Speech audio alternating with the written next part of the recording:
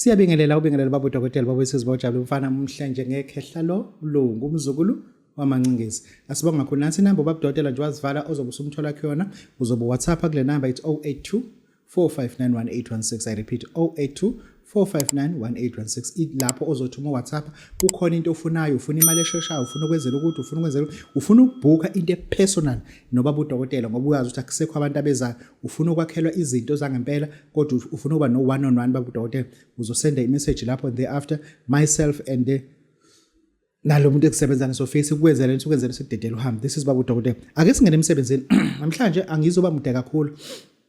Ngizocela ukuthi kuyisho lento lena.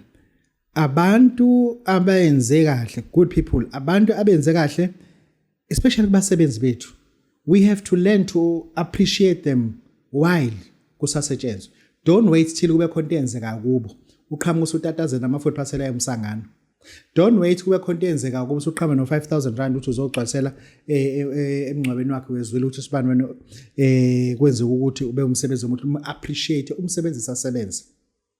Mu appreciate njengoba sivala unyaka njena, hlukanani nokwenza abasebenzi iphuphuku lokho nibenzela into esibiza ukuthi closing party ngoba siyayazi into enisuke niyenza. Angifuni ukuyikhuluma, niyayazi into enisuke niyenza, niyayazi ukuthi yini le nisuke niyenza kubasebenzi. Ngalo ndlela banikena ama voucher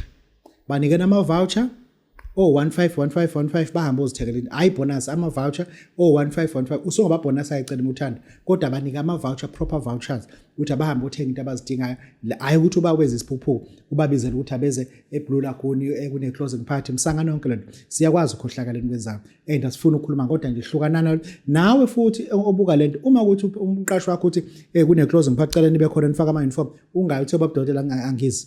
Simple as that, ungayi. This is baba udokotela baba sesibawujabula ufana umsheshekhe. Bakithi ake sibuka ama security guards. Ibona abantu kwa labor force ababaleka ngendlela eyisimanga. Laba bantu ba recruitwe from emaphoyiseni because they have to be given a military drill, march on the line. Those people were called marching on the line. Those were security guards. Babaleka kakhulu laba bantu. Ngizokutshela nje wena mhlawumbe understand the economy of the country without ama security guards it will fall within 1 second. Hamba uye reserve bank, remove all the security systems, ungitshela ukuthi kosekuseni kunjani. If ngikhuluma ngama security guards, even electronic security devices, it's part of the security system because kunomuntu oyi-security guard omonetizer kunento ekuthiwa i-control room omonetizer ibhodi laphayana. Even that kupla kwama-camera la but kunomuntu oyi-physical security omonetizer laphana. And laba bantu laba kuyo yonke into eyenziwayo ikhampani uma ivula kuba khona i-security, uma isebenza kuba khona i-security. If isiwile isiphelile sebexoshwe bonke abasebenzi kuba kusala security ligadeke manje ke ukuthi abantu banga-invade le ndaba bazongena balala kuyona ngenkani kusala futhi security. There is no known empty factory engenalo security elikhona. There is no known. Engisho ukuthi laba bantu labana are the people, when it comes to progress, are people who are well progress kuma security awu 10 awu 7.5. When they leave security industry, they do something different and very, very important. And very, very important. Angifuni mina security no grade C, elithi safuna ukwenza uB no A. No. Iba nesikhathi laphana. Njengamanje njoba ingane yakho ihluleka ukuthola umsebenzi ka-HR, itsheleke manje sekushaya isikhathi ayihambe iyophala iPride lenayo, iyofundela isecurity. Isecurity ifisi izokwenza EDC. Imithi wenzile la ma grade amathathu ibuyele eceleni ihamba ke manje yokhwantshisana manje iyaqhweba iyokwenza ke isibhamu esincane isibhamu esikhulu. Imiqede lapha iyokwenza i-first aid level 1 level 2 level 3. Awungilalele ngiyakubona wenza lento. Imiqede lapha iyokwenza i-firefighting, yenza i-basic yakhona. Uma ibuya lapho iyo-applyela i-NOSA certificate, lo ngani augmented ama skills. If leyo ngane ithola umsebenzi iqashwa u-engine, ifaka straight amaphepha head office ka-engine eCape Town. If beyiqasha bayifaka emaplantini, the minimum they can pay the child it's not less than 60,000 ngenyanga, the minimum, because lo muntu usuke enze qualified kwi-national key point. Asikho isibhama angasifundanga ukwazi ucisha umlilo, uwenze i-first aid and then unosa certified. Khuluma ngomuntu kuwena oprogressa phambi kwakho, oprogressa phambi kwakho aphinda aqashe ukuthi umgadele imoto yakhe. That is a security guard. La bantu laba, when it comes to progress, and uma uyi-security njengamanje, ngicela ukuthi uphume kwi-day shift. I-day shift into yamantombazane. Phuma nje kwi-day shift. I-day shift abantu abanoshukela. Ngena ebusuku. Ebusuku ilana ngena khona abantu abaqhwize ababheke ngamahlomane ngoba ilana uma uyigadi ebusuku ukwazi ukubamba zonke izipeleti zangelekejana zibe kuwena ufunde zonke izinto ngoba igadi kahle kahle. And then after kunendawo lana obonayo lo muntu uholelele, alikho igadi elala 6 hours. Amagadi alala 6 hours. 6 hours. There are non-building engikwasho leThekwini avala ngo past 6, else from 8 o'clock 9 o'clock egadi selibuka idlala i-Wi-Fi ability ikhathana ubuya ngo 10 lolala lovuka ngo 5 ekseni, lilala ngo 10 livuka ngo 5, wena ulala ngo 10 uvuke ngo 2 uphuthuma emsebenzini. And ujethe lo muntu oyigadi no, la muntu unesikhathi sonke. Ithwebha ngithi mina pervert ngene ebusuku ukwazi ukuthi ukwenze yonke into oyifunayo. La bantu sithi abantu afuna babongwe, but abantu futhi abathola ithuba lokuphumelela. Njoba wena uno-code 14 ungawuthola umsebenzi, shiya amasimba lawo, hamba kuba yigadi.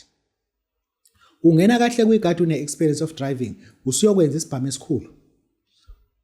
Uvesela uthi B, uthi A, yowenza isibhamu esikhulu, experience yakho i-right kakhulu, and uzokwazi ukuthi uyabona ku-security versus kwa-teaching, singenza into efanayo. Kwa-teaching uhola plus or minus 21,000 to 22,000. Kwa-security uhola plus or minus 7,000, kudepend. Kodwa umuntu we-teaching uzothi eqala edla, mina ngobe kade ngiqalile ngihola.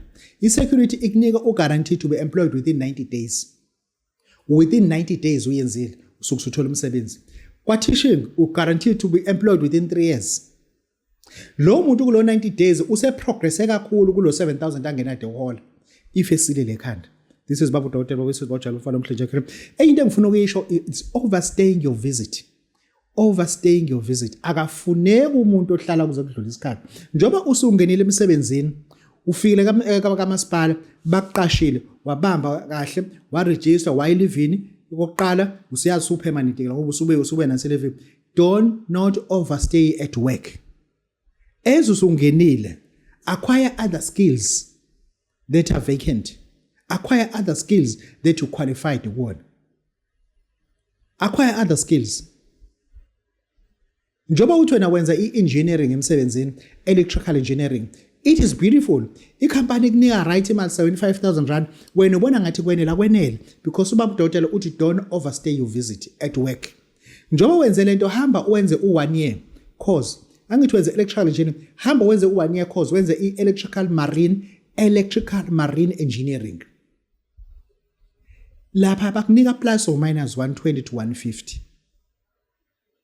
Bakunika plus or minus 120 to 150 from lo 75 akade uhola. Engisho ukuthi ngibaleka ukuthi sibe nezingane ezi-overstay ama-visit abo. Nawe uma uvakashe kumina ungahlali isikhathi eside.